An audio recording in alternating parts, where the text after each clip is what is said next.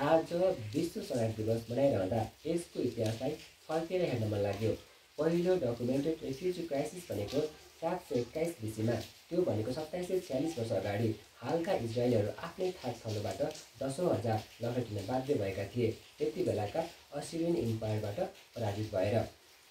अहिलेको परिदृश्य निहाल्दा शरणार्थी उन्मुख हुनु भनेको आफ्नै थाक थलोमा उचित व्यवस्थाको अभाव, देश सञ्चालन गर्नेहरूले नागरिक अनुकूल काम नगरिदिँदा तथा काम गर्न नसक्दा एवं यावत विभिन्न कारणले देश छोड्नुपर्ने अवस्था आउनु। अझ भनौँ नेपाली नागरिकहरूको हकमा घाँस बाँस कपासको आवश्यकता पुरा गर्न पनि बाध्य भएर देश छोड्नुपर्ने अवस्था आउनु।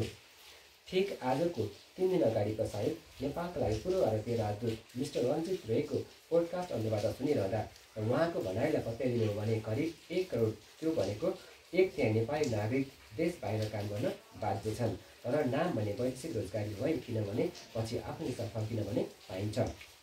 सोचौँ त, विदेशिएका जो लाखौँ नेपालीहरू बालक र वृद्धको युथ भने पक्कै होइन। भन्छौँ नेपाल चाँडै नै एजिङ सोसाइटी पनि बन्दैछ। अनि लाग्छ सरकारले गर्व गर्न लायक गरेको काम भनेको नै आफ्ना युवाहरूलाई विदेशी नै अभिप्रेरित गर्ने बोलीबाट चाहिँ होइन है, मात्र कार्य व्यवहारले।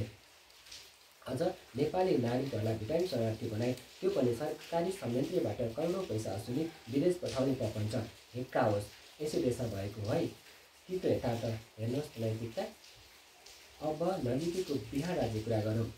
बेलायतबाट सन् 1833-34तिर दास प्रथा उन्मूलन भएपछि धेरै हदसम्म दास व्यापार कम भयो। तर तत्पश्चात आफ्नो उपनिवेश राज्यमा कामदारको आवश्यकता पुरा गर्न ग्रिनिटी अर्थात् इन्डेन्चर कामदारको रूपमा ठुलो सङ्ख्यामा बिहारका युवाहरू फिजी, मौरिसस, क्यारिबियन राज्य ट्रिनिडाड एन्ड टोबेगो, दक्षिण अमेरिकी राज्य सुरिनाम, गुयाना, यस्तै दक्षिण अफ्रिकाको क्वाजुलु नटल प्रोभिन्समा भोजपुरी भाषीहरूको उच्च उपस्थिति र उतै विस्थापित छन्।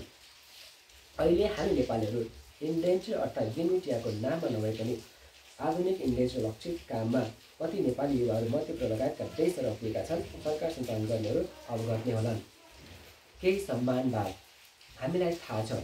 व्यवस्था परिवर्तन गर्न प्रजातन्त्र, लोकतन्त्र अनि गणतन्त्र ल्याउन नेतृत्वकर्ताले ठुलो योगदान गर्नुभएकै हो र आम नेपाली जनता सधैँ नै ऋणी पनि हुने नै छन्। र पनि आम नेपालीको अवस्था परिवर्तन भने खेल्नुपर्ने भूमिका निभाउन नसकेका भने पक्कै हुन् र उक्त यथार्थलाई मन गरी अवस्था परिवर्तन गर्न सक्ने उचित नेतृत्व आउनमा तत्कालीन उच्च नेताहरूले मार्ग प्रशस्त नगरिदिनाले आज जुन बन्नुपर्ने नेपाल बन्न नसकेको यथार्थ पनि हो। थाहा छैन हाम्रा नेतृत्वहरूले कहिलेसम्म बुझिदेलान्। सायद विगतसम्म 2084 अगाडि भने असम्भव प्राणी होला। न त हाम्रा नेतृत्वकर्तालाई के को दोष, उनीहरूले जानेको नै देश बन्न त व्यवहारले, क्षमताले, एक्सनले, इमानले होइन, बरु बोलीले, वाक्पटुताले, हाम्राले, आफ्नाले, आफ्नै खेमाले यसमा पो त भन्ने सोच हाबी भएपछि के गर्ने। याद आयो एउटा भनाइ छ नि, think globally and act locally. यसलाई कसरी चरितार्थ गर्नुभयो नेताहरूले भने, थिङ्क ग्लोबल्ली भन्दा देशलाई समृद्ध अनि सुखी बनाउँछु, अझ भनौँ देशलाई स्विजरल्यान्ड, सिङ्गापुर, दक्षिण कोरिया जस्तै बनाउँछु, अनि एक्ट लोकल्ली भन्दा देशलाई युपी बिहार जस्तै बनाउँछु। व्यवहारले देखाएको। हेर्नुहोस् त, युपी बिहारको ह्युमन डेभलपमेन्ट इन्डेक्स र ग्रस नेसनल इन्कम पर क्यापिटल नेपालसँग मिल्दो। यथार्थमा त भन्नै पर्ने हाम्रा नेतृत्वकर्ताहरूको दूरदृष्टि युपी र बिहारमै सीमित भयो।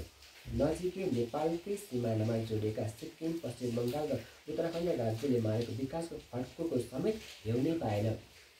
कुरा मात्रै ठुला, नारा पनि ठुला, अझ वर्षौँ वर्ष पटक पटक परीक्षण, कस्तो अनुभूति पनि गर्न नसकेको। यति बोल्न त हकै लाग्ला होइन र।